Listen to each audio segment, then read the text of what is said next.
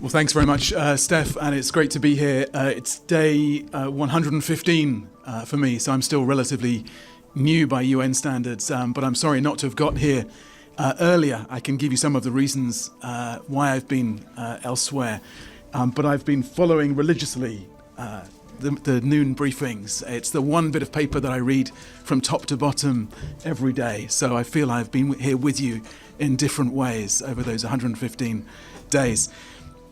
I'll be very brief in the introductory remarks because I want to leave as much time as possible for the conversation. But it's clear coming into this job that the international system is under greater threat than at any time since the Second World War. And so this is not a drill right now. And as we've heard, the SG has set out this morning how we'll meet that moment as we approach the 80th anniversary, and how we can bring fresh ideas and creativity to those challenges, but also build on the reform programme which is laid out over several years now. Of course, for my part of the system, the humanitarian family, the challenges are particularly urgent. This was already a tough time to be a humanitarian. I said when I came into the job that we were already overstretched, under-resourced, and literally under attack, with last year being the deadliest year on record to be a humanitarian worker. But of course it's far tougher for the people who we serve.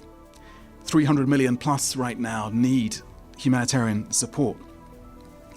And so the pace and the scale of the funding cuts that we've faced are of course a seismic shock to the sector. Many will die because that aid is drying up. And across the humanitarian community, programs are being stopped right now.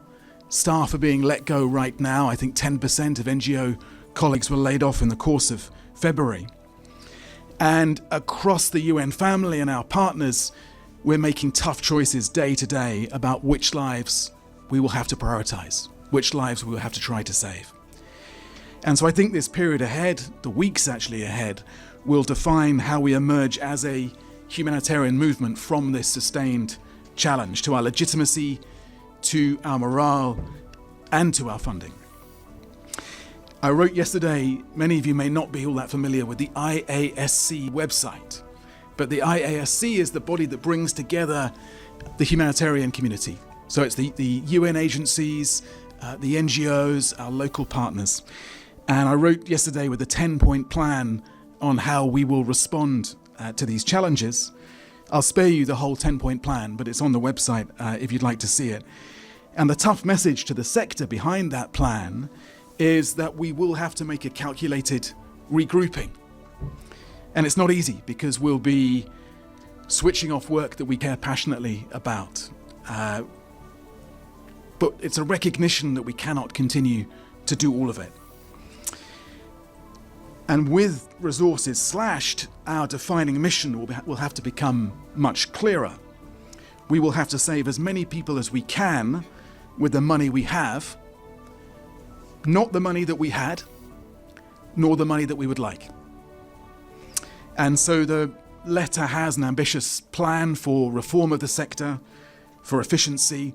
It's not about defending programs and institutions and spreadsheets, but defending the people who we serve.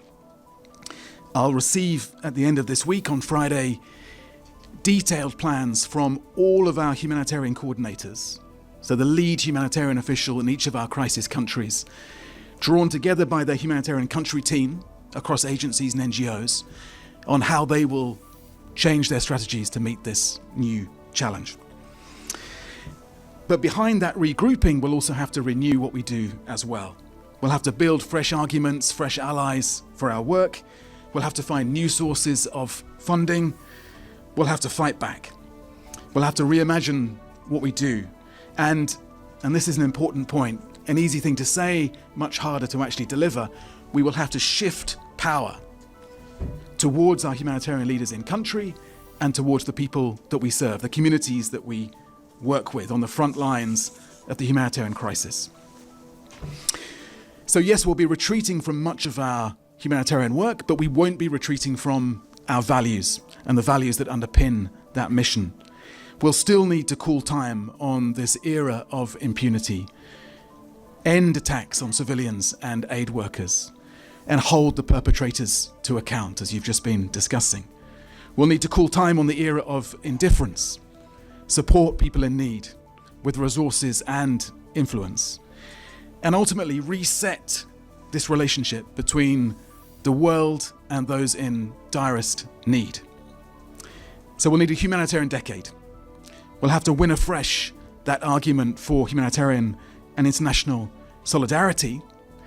And that is a cause which I believe is mightier than year-to-year fluctuations and political changes. So I'm looking forward to digging into those issues and country issues, if you like, in the time we have together. Great. Thanks. Edie?